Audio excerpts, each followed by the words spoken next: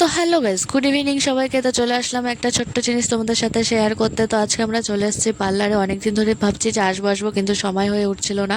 তো সিদ্ধান্ত নিলাম যে আজকে যাবোই যা হয়ে যাক।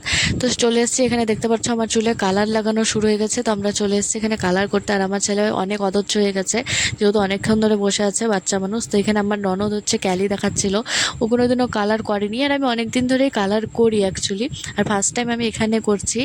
আর আমার ননদ এই জন্য হাসছিল যে মানে ও সাধু সেজেছে, উপরে চুলগুলো বেঁধে নিয়ে।